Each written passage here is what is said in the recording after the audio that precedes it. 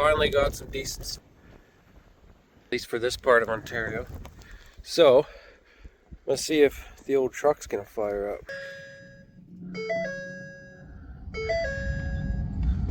Oh yeah, oil pressure, who needs that? 807,000 kilometers. No worries. It's another day in the park. Alright, just gonna see how the roads are. Let the sucker warm up for a bit. We're gonna head to town to get the essentials. And by essentials I mean Tim Hortons. I actually also need diesel for my heater because I want to work in the shop and work on my car. So, watch this. How am I supposed to get... Oh yeah, I love snow in my boot. That's probably one of my favorite things, is cold snow around my ankles. I don't know why this brings me so much joy, but, well, not the icy windshield, that doesn't bring me joy, but there's snow, and it is just soft snow, and it is just flying. Look at this. Look at that. How can you not be having fun? Well, snap. Sorry, bud. Hate when that happens. A little bit of diesel. Have you seen the new tonic? Yeah. Love when they do their job. We made it back with diesel. Let me go call the dog so Buddy can be where it's warm. There he is. Come on, bud. Come on, bud. Yeah. All right, let's put diesel in the heater. Get this place warmed up.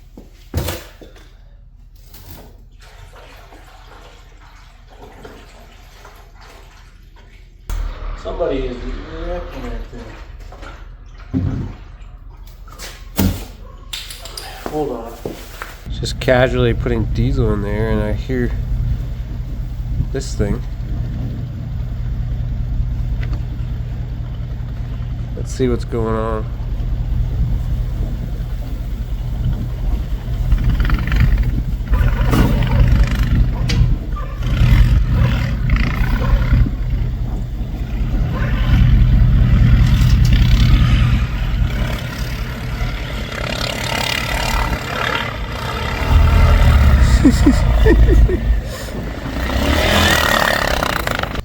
That's what you got to do to make winter fun.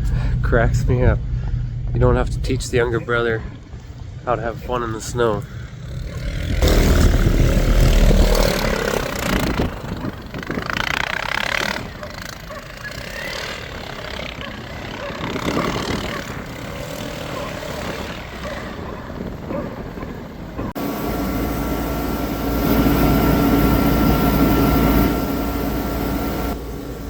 Got the heater blasting.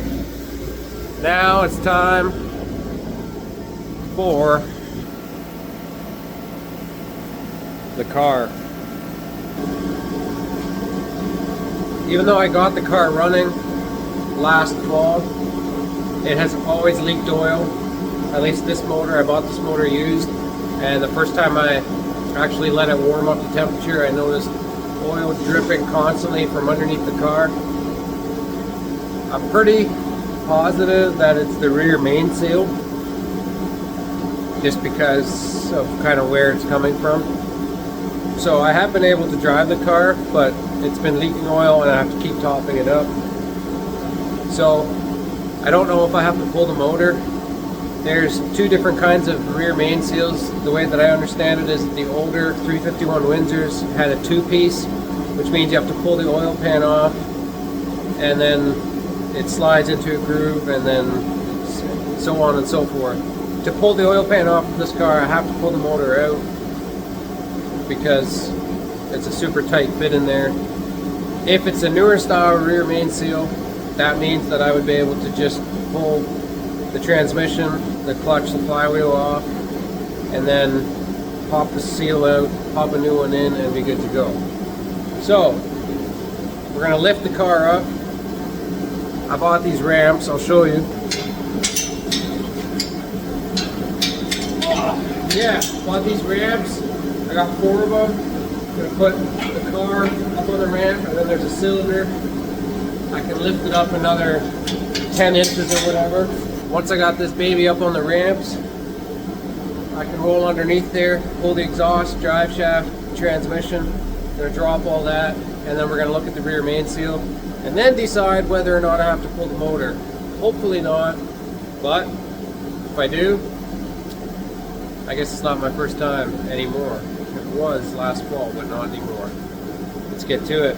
First things first, quick sweep job.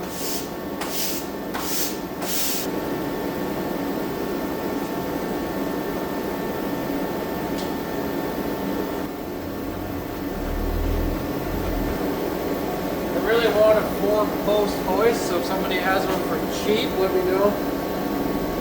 No, I was gonna have one for this project, but unfortunately it wasn't in the budget. Hopefully someday this car makes so much power. The wheelies like this off the starting line, like Billy from Street Racing Channel. Man, that would be a dream.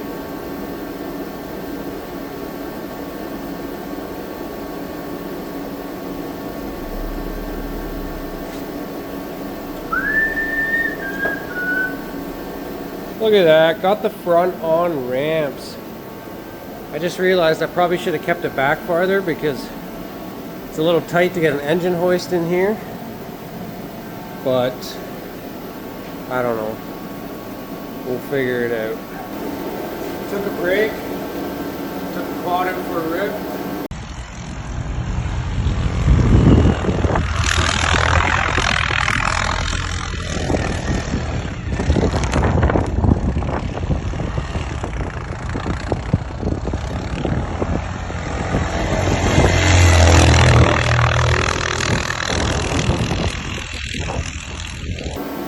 Got a brain freeze, so I quit. See if we can get the back end up on jacks, or I mean ramps.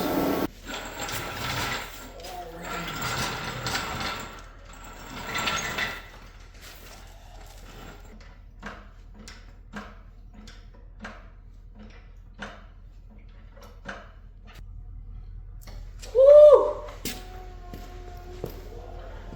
Look at that. The car is on ramps, different colors, so I know which is the back and which is the front of my car. No, just kidding.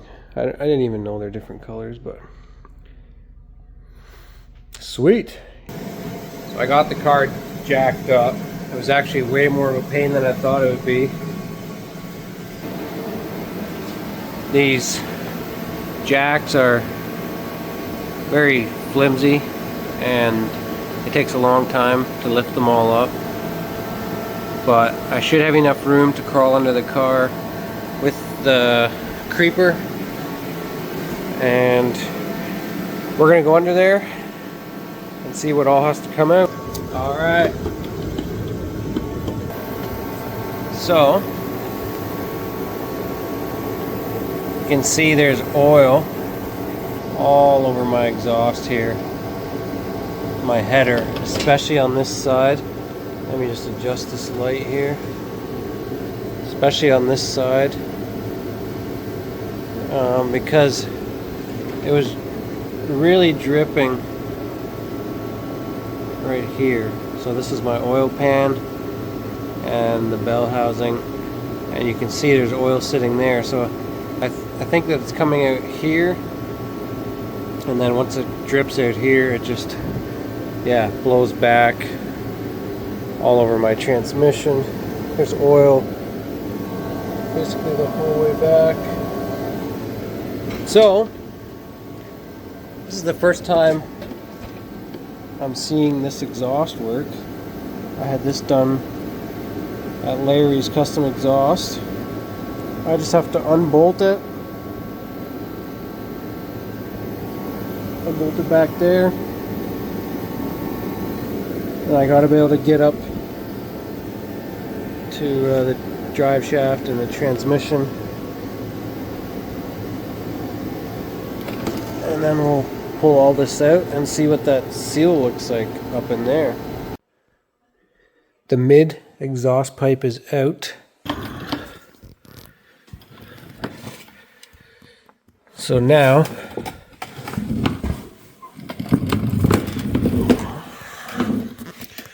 zoom this out a little bit. The drive shaft has to come out. This light is a piece of garbage. Anyways, the point is, I got the transmission mount already loosened off, but there's a bolt. I don't know if you can see it, right up in there, the top of the transmission. And I'm having a hard time getting it because the header's in the way, and I don't want to loosen the header if I don't have to.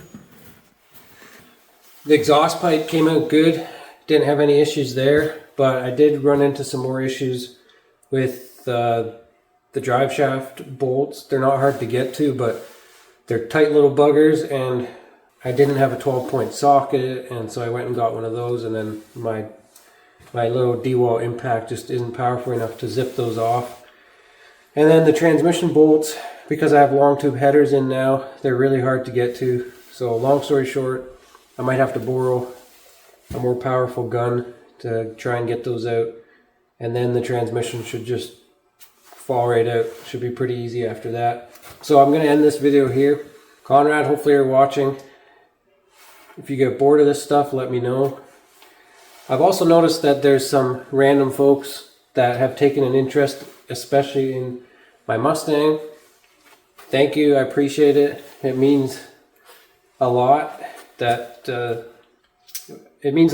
have anyone pay any attention to anything that I do on here. So my goal is to create something that my friend Conrad can enjoy, and a way that he can follow along a little bit with my life, since we used to do everything together growing up. And if there's anyone else that takes any interest in anything that I'm doing on camera, I welcome you to follow along, and it does mean a lot. So thank you again. Stay warm wherever you are. See you next time.